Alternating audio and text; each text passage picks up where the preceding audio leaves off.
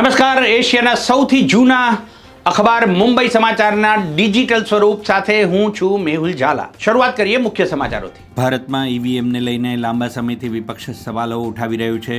તેમજ ઇલોન મસ્કે પણ ઈવીએમ અંગે એક મોટો દાવો કરીને કહ્યું કે તે હેક થઈ શકે છે અને તેનો ઉપયોગ જ બંધ કરી ઈવીએમ ખતમ કરી દેવા જોઈએ. હવે રાહુલ ગાંધીએ પણ ઈવીએમને લઈને સોશિયલ મીડિયા એક્સ પર એક પોસ્ટ કરી છે, જેમાં ઇલોન મસ્કને ટેગ કર્યા છે.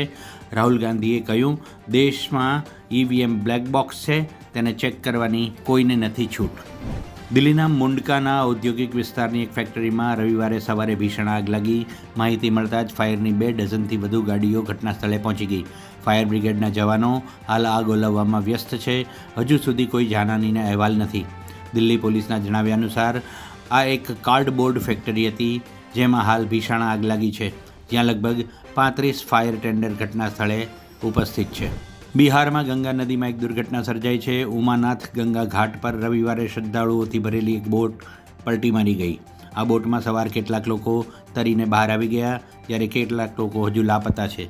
બીજી તરફ આ ઘટનાની જાણ થતાં જ સ્થાનિક તંત્રની ટીમ ઘટના સ્થળે પહોંચી ગઈ અને લાપતા લોકોની શોધખોળ કરી. બોટમાં લગભગ 17 લોકો સવાર હતા, જેમાંથી 11 લોકો સુરક્ષિત છે અને 6 લાપતા હોવાનું જાણવા મળી રહ્યું છે. રાજકોટના નાના મવા રસ્તા પર આવેલા ટીઆરપી ગેમ ઝોન કાંડમાં ગત 25 તારીખે ભયાનક આગ લાગી હતી. આ દુર્ઘટનામાં 27 લોકોના મોત થયા હતા. હજુ આ ઘટનાને 1 મહિનો પણ વીત્યો નથી. ત્યાં મેયર નયનાબેન પઢિયા વિદેશ પ્રવાસે નીકળ્યા છે. આજે તેઓ બ્રાઝિલના પ્રવાસે નીકળી ગયા. મળતા અહેવાલ પ્રમાણે આ કાર્યક્રમ સંપૂર્ણપણે ખાનગી રાખવામાં આવ્યો હતો. રવિવારના રોજ તેઓ બ્રાઝિલના પ્રવાસે નીકળી ગયા છે. તેઓ ઇટલીની પ્રેસ કોન્ફરન્સમાં હાજરી આપશે. મેયર શોક પાળવાને બદલે વિદેશ યાત્રાએ નીકળી ગયા. ગુજરાતમાં અંબાજીથી ઉમરગામ સુધીના વિસ્તારને બંધારણના શેડ્યુલ 5માં સમાવેશ કરવામાં આવેલ છે. 73AA મુંબઈ જમીન મહેસૂલ અધિનિયમ 1879થી લઈને 73AA 1981ની જોગવાઈ મુજબ શેડ્યુલ એરિયામાં આદિવાસીઓની જમીન આદિવાસી પોતે વેચી ન શકે અને કોઈ બિન આદિવાસી ખરીદી ન શકે. આજે નર્મદા જિલ્લા કલેક્ટરની અધ્યક્ષતાના સ્થાનમાં જિલ્લા સંકલન સમિતિની બેઠક હતી. દિન 7 પહેલાં મારા 5 સવાલો હતા, પણ નર્મદા જિલ્લાના વહીવટી તંત્ર એનો જવાબ નથી આપી શક્યા. કેમ કે નર્મદા વન વિભાગ, પ્રાયોજના વિભાગ અને સિંચાઈ વિભાગે કોઈપણ જાતના ટેન્ડર વગર કરોડો રૂપિયાના કામો કરી નાખ્યા છે. એજન્સીને ચૂકવણા કરી દીધા છે અને સ્થળ પર એ કામો આજે નથી. મનરેગામાં એક એજન્સી નક્કી થઈ, એનો સમય મર્યાદા પૂરો થઈ ગયો છે. ટીડીઓ અને ડીડીઓએ એ જ એજન્સીને ફરી રિન્યૂ કરે છે. તો આવો તો મનરેગામાં કોઈ એવી ગાઈડલાઈન નથી અને પોતે મટીરિયલ પણ પૂરું નથી પાડ્યું.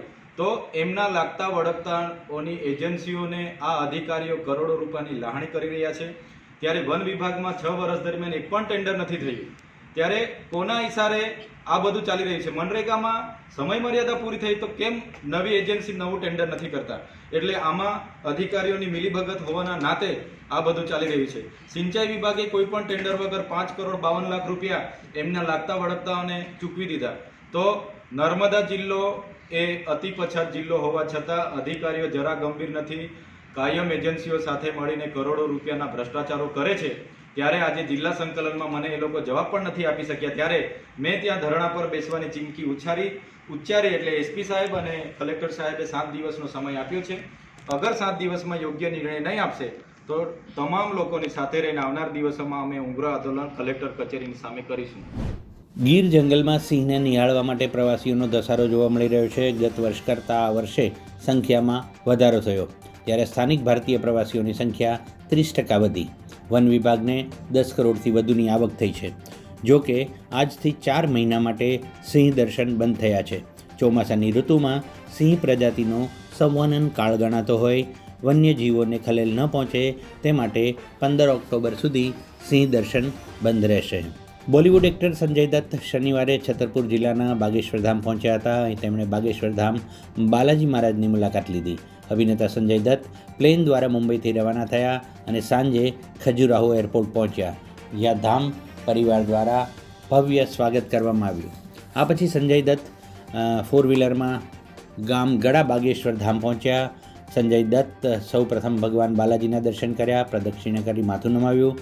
ત્યાર પછી સંજય દત્ત ધામના પીઠાધીશ્વર પંડિત ધીરેન્દ્ર કૃષ્ણ શાસ્ત્રીને મળ્યા અને તેમના આશીર્વાદ લીધા. મિથુન ચક્રવર્તી આજે પોતાનો 74મો જન્મદિવસ ઉજવી રહ્યા છે. કોલકાતામાં 16 જૂન 1950ના રોજ જન્મેલા મિથુનદાએ બંગાળી, હિન્દી, તમિલ, તેલુગુ, કન્નડ, ઉડિયા અને ભોજપુરી જેવી વિવિધ ભાષાઓમાં 350થી વધુ ફિલ્મો કરી.